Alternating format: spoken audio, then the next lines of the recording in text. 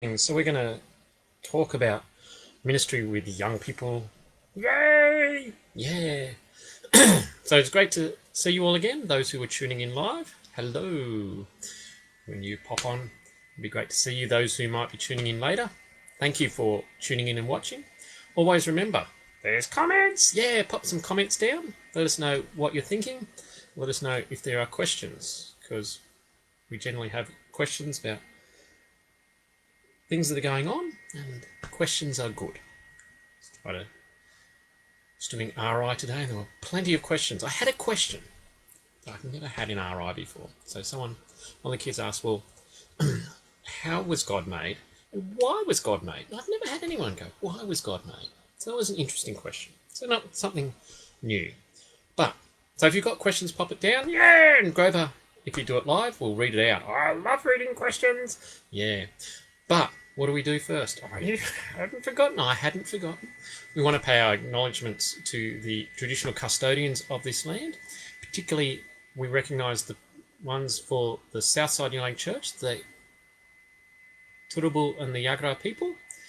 We pay our respects to their elders past, present and emerging, and we continue to pray for reconciliation across all peoples across the world. And so, today, we've got some questions, Grover. We've got questions? We do. So, Dave Allen, after our last broadcast, wrote some questions that deal with some of the stuff about intergenerational and how that all works and what's going to happen. So we're going to explore those questions. And hopefully we might come up with some answers. I'm not sure. We may not satisfy all your questions, Dave, but we'll have a go at answering some of them. So, Grover, do you want to read out? Can I? Can Grover? Yeah, let's let Grover do it. Aha. So, Grover, you need to do it out loud. Oh, sorry.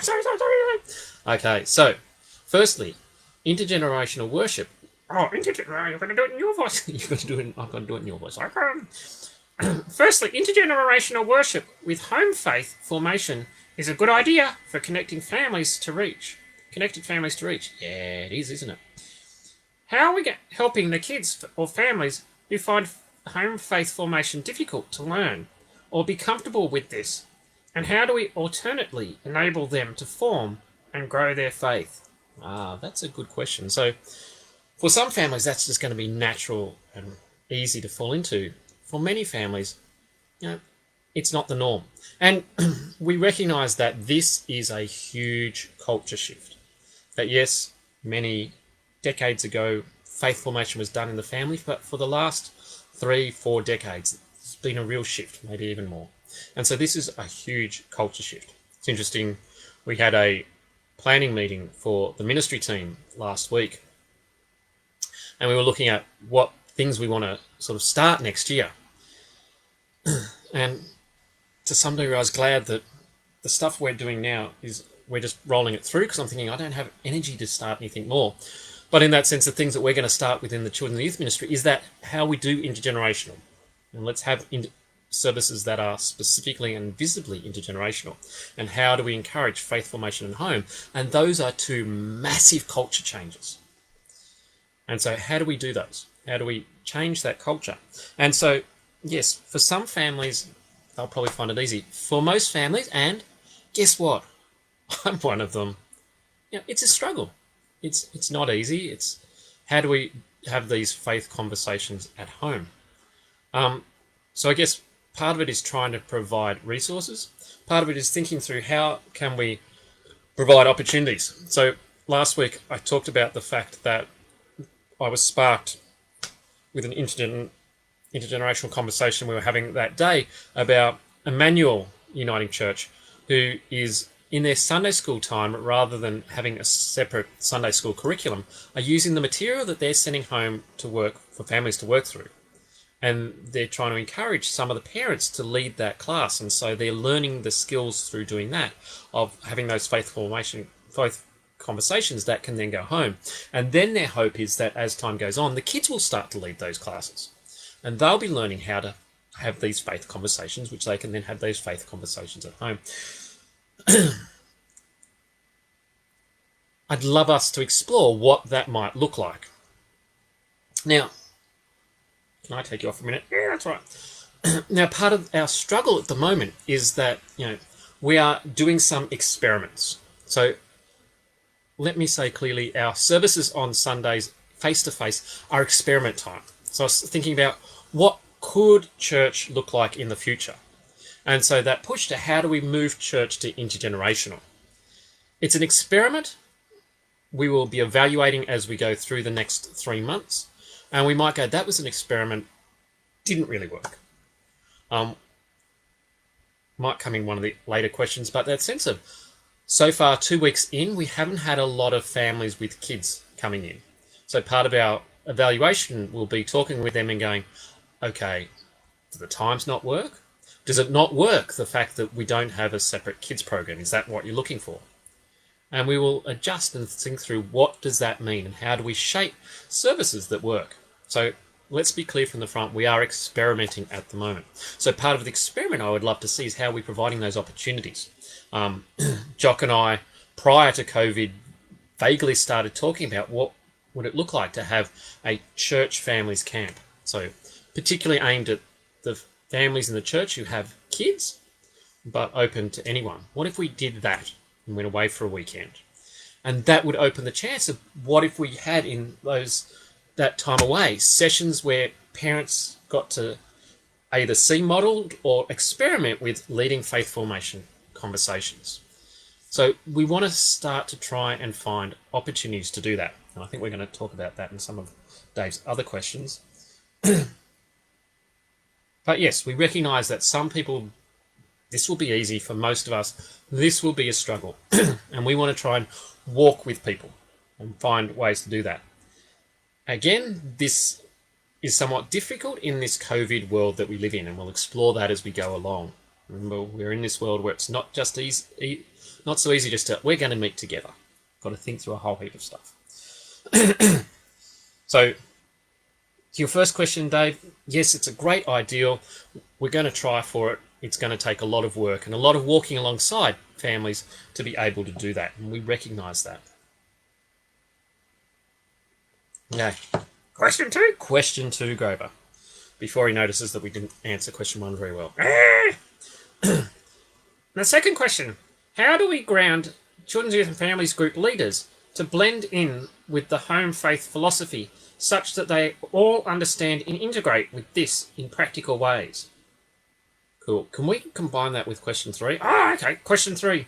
Can we say with confidence that Brigades, along with Unite and Jaffa, are as much gateway groups as any other for community outreach and faith formation? And how do we integrate home formation into these families of children's, youth and families that are not connected in with our church? Okay, excellent questions. So the second one, how are we spreading this philosophy amongst our leaders? The third one, how do we see things like Brigades and Jaffa linking in with all of this? And so, particularly as David Fender and I have talked about this sort of stuff, it's this awareness of how can we get this to be a whole church model? And so how do we come up with a curriculum that, in a sense, all our church can be working through, particularly all our groups working with young people can be working through. So that ideally, the reading that is used in the sermon on Sunday is the discussion and reading that's used for discussion at Unite, is the reading that's used for whatever peer-based, age-relevant faith formation stuff we have for children, from a church point of view, as well as in the family, is the same reading that is used at Jaffa, is the same reading that is used at Brigades. How can we develop a curriculum? And we've talked about this a couple of times. So trying to get that, probably on the back burner at the moment while we get our heads around funding the Sundays. But yeah, how do we come up with stuff so that we can all be on the same page? Because, yeah, Brigades is just as important a part of our faith formation for families as, KFG Sunday School or whatever. And so we want to be trying to link those together so that then we can be sharing the same family resources that go out to our people can go out to all the people in those groups so that they can hopefully be having those faith formation conversations. Recognizing that some families are not in that space where we send our kids to these groups, but we might not have a faith base, and so we struggle with those conversations or don't feel a need for those conversations. And we need to be aware of those children. Some of the questions we'll get to in a minute will refer back to that sort of stuff. But again, how we want to try and come up with a curriculum and a system that works across our ministry with young people, so that there's consistency and so that we can try and build this culture and sharedness as much as possible across the groups. So hopefully this is not just taking Sunday morning in isolation, but it is hopefully going to be across children's youth and families. Again, this is a big culture shift. This is experiment time. We're still putting it together. This is really where we were hoping to head.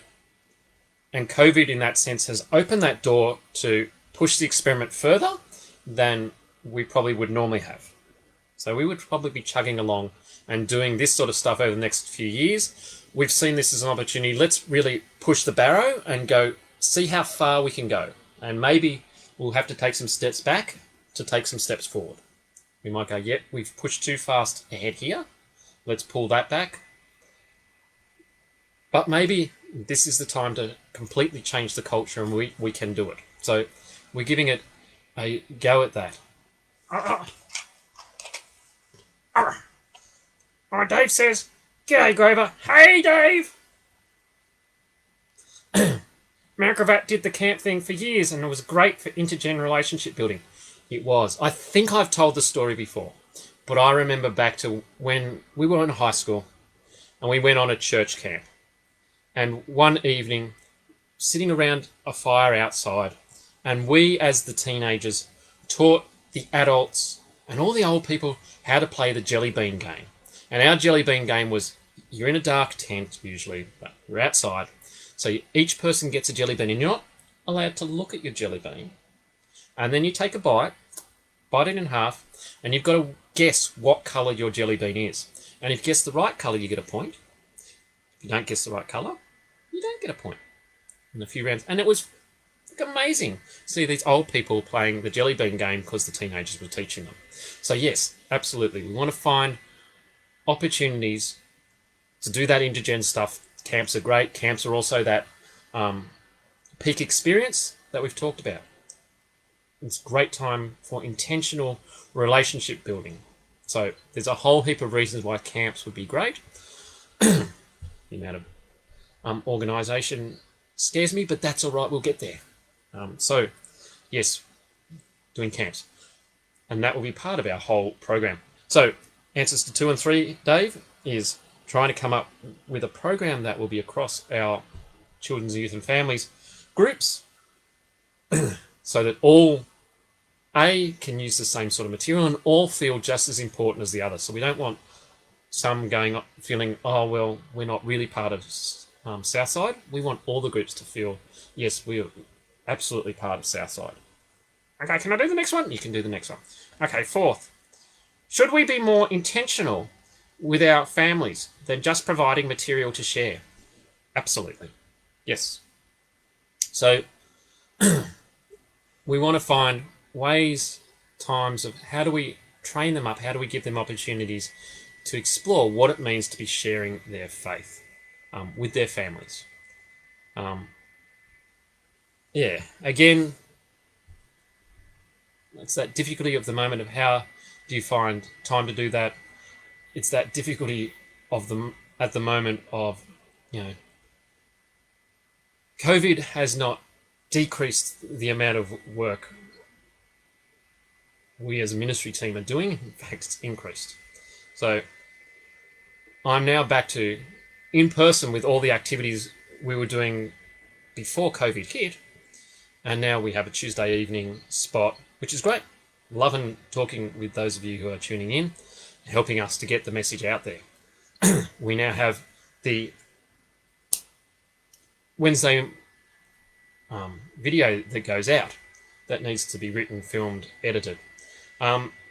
So that's increased, which means possibly not the brain space to look at how do we better equip our families, but that's definitely, we will get there. We need to intentionally gather our families together and equip them to be doing that, not just going, here, I've given you, walk away, I've done my job. Yeah, so absolutely we want to be intentional with our families, not just providing them resources and thinking that we've done that job. Okay, fifth. Have we reviewed and evaluated the impact of the online kids session and being on Wednesdays and the picnics? Is this the best time for families and kids to connect? Okay, so good questions. So we're trying to get, we've had some feedback about Wednesday, the video that goes out.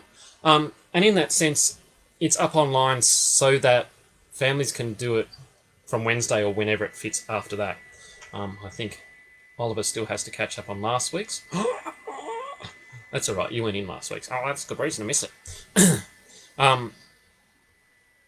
And the reason for doing that and not putting it out on Sunday was that if we're trying to change this culture to faith formation in families, there was a fear that if we just put it out on Sunday, it would become the Sunday school, and it would be easy for families to go, well, we'll do no faith formation stuff. We'll just transfer what you did in person, you now do online. And with the hope that if it's midweek, it returns some of those conversations that hopefully families had on Sunday. Some feedback, a conversation I had with one family was, oh, the child, it's great. It's like they see it as their church. So we used to do some of the family faith stuff on the Sunday, but now they just watch that on Wednesday. And I went, so that might not have worked as we wanted, but I think still with the culture change, Wednesday's probably the time to go out, but being there online so that people can access it and use it in their family whenever is appropriate to them. The picnics, so far we've only had 2 of those in person. The online stuff didn't work. That was okay. They're there partly because that's when I've got a free moment, but also that thought at 11:30 on Sunday, most families, we suspect, if they're going to a service, are probably going to go to the 10:30 service. So it's sort of, we do church, then we go to the picnic, and trying to link that in. As with all of this experiment, we will be evaluating as we go along and go, well, is this time working? Aware that one family has sort of at least once said, oh, we're not coming because that's nap time, and that's a shame. Yeah, but again, trying to avoid. Saturdays tend to be sport days, so does Sunday lunchtime work? We will evaluate as we go along. But yes, this is just, again, this is an experiment of throwing out of it. Didn't work online. Will it work in person? We just really want to, and particularly that chance of how do we build the relationships between the young families across the different centres. So it's not just, hey, we've had the Tarragindi people all get together, but we've got all these young families and they're starting to get to know one another and support one another. Even if they only ever go to the same physical church they've always gone to, at least they know some of the young families from the other centres.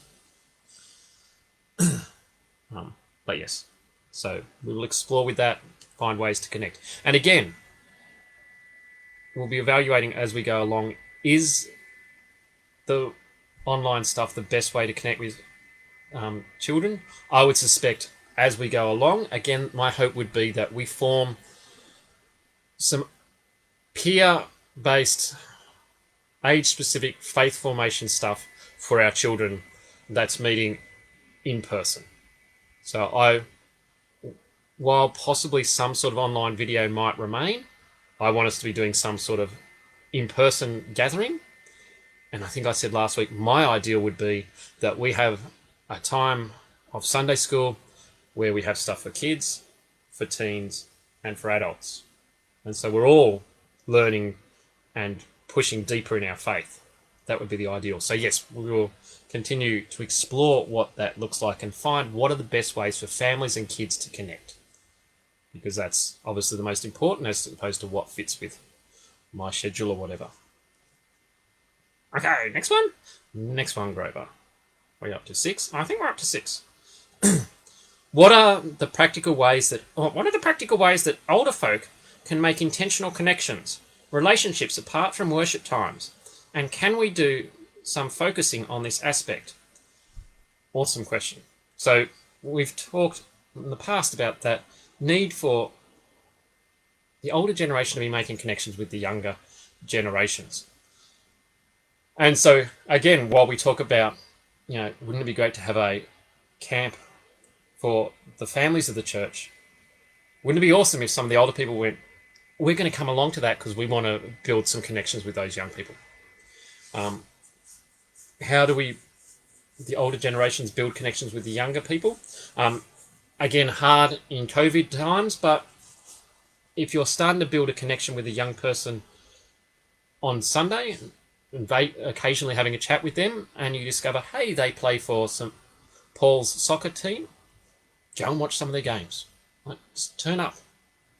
And wow, the kid will be like, this person from church turned up to watch my game. As I said, difficult at the moment because, there's all those restrictions about who can come and watch various activities. But, when life gets back to some sort of normal in the next 600 years,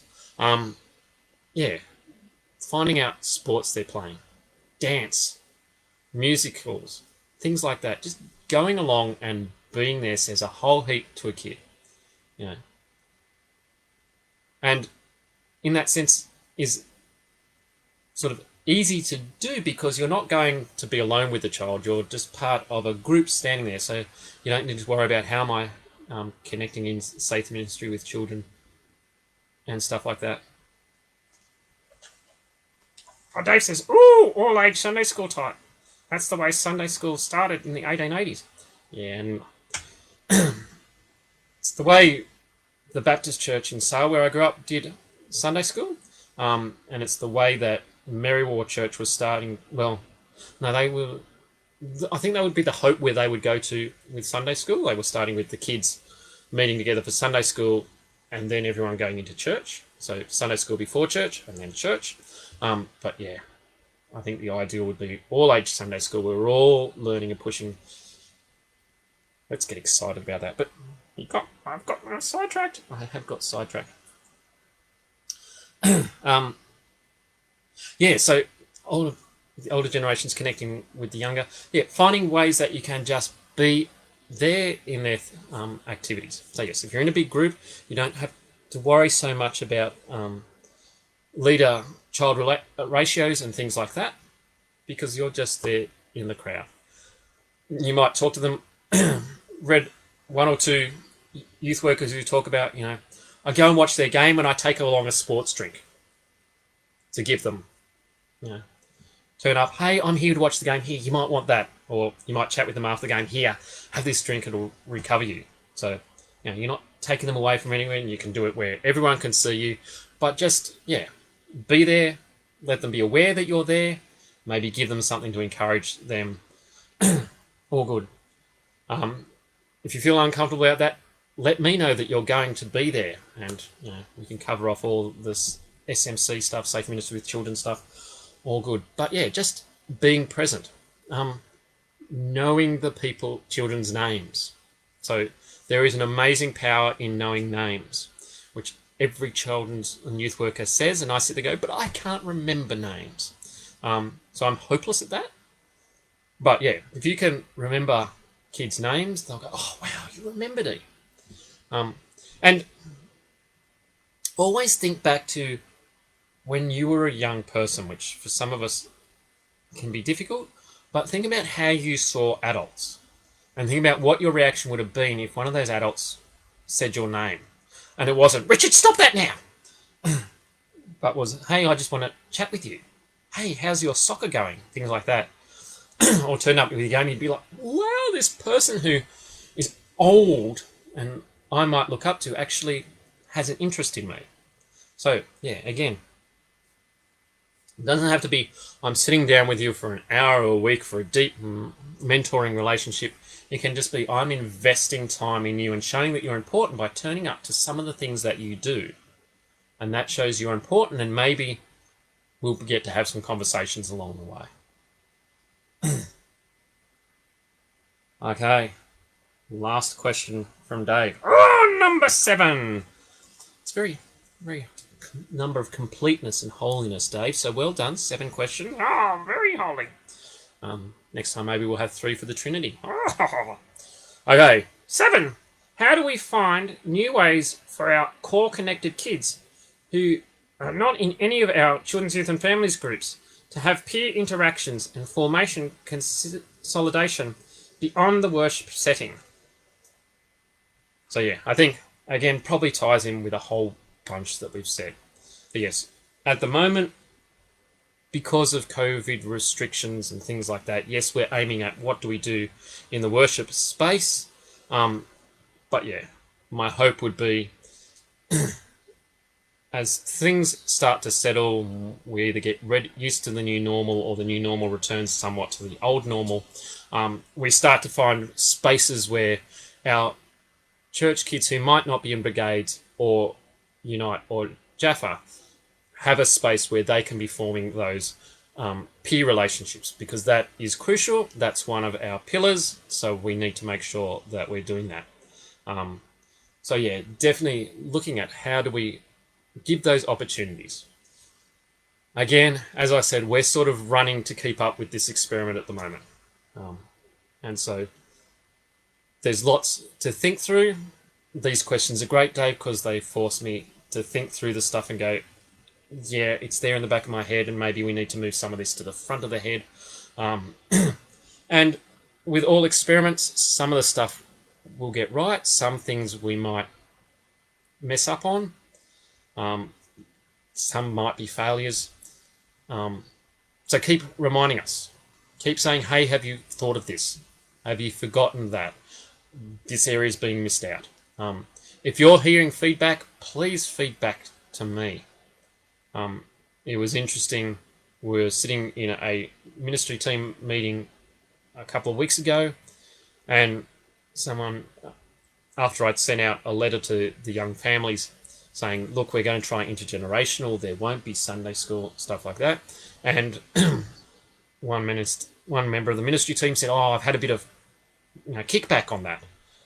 And personally, I've heard no kickback. And so it's that sense of, well, talk to me. I'm happy to hear kickback and going, hang on, no, that doesn't fit with who we are or what we want. And maybe we can talk through, and maybe you convince me that my ideas are wrong and we need to change, or maybe I convince you that here, this is where we're heading. So yeah, feel free to feedback. If you're not happy with my answers, Dave, bounce back, and hopefully this stuff is a dialogue, and hopefully we're learning from one another. Because again, as we talked about the generations, we need to not just throw out the stuff that the older generation has done, but we need to learn from them and go, okay, what can you teach us? What did you discover that was important? And we might question some of that and go, well, did it work as well as we might have thought it did in the past? But we might also need to go, yeah, hang on, there was something so crucial about that. So again, that Sunday school, did the faith formation happen as well as we would hope? Probably not. Was there peer relationships that were built in those that were important? Absolutely. So how do we keep that and find a space where that's important and builds faith formation and things like that, while also having the faith formation in the family become part of our real culture? So it's finding those balances, holding on to the past and moving on into the future, and experimenting with all that and trying. And we'll get some right, we'll get some wrong. Please forgive us when we get it wrong. So yeah, thanks for the questions, Dave. They were awesome. And I hope I've gone somewhere close to answering at least one of them. But yeah, for those that are struggling with it all, be reassured this is an experiment. We're trying our best. and we're willing to change. Like, yes, I'm not going to sit there and go, we shall never have Sunday school ever again. It's just, hey, let's take this chance to experiment and see if we can move, because that's where we'd hope to go, but maybe we need to do it in slower steps, and that's okay. That's okay. So thanks for the questions. If you've got questions, pop them in your question box. You can SMS me like Dave did. You can email me. Love to have questions. Questions are awesome. Always ask questions in life. Yeah, I've probably gone on that soapbox enough over the last couple of months. Let me pray, and then I think I've got a custard tart out there that's got my name on it, and you can go and enjoy the rest of your evening. So let's pray. Loving God, we thank you for this time that we are in, as strange as it is. This COVID time that has opened the door for us to do some experiments and to try and push some of the culture change that we hope to have. And Lord, we just pray that you will give us wisdom to know how far to push and when to pull back, to know when to move forward and when to learn from the past. Help us, no matter what we're doing, to be listening to our families and supporting our families, that the faith of our young people may grow and become vital and important to them, not just now, but for the rest of their lives. And so fill us with your Spirit that it may guide us, we pray in Jesus' name. Amen. Thanks for your time. Thanks for those who will watch later on.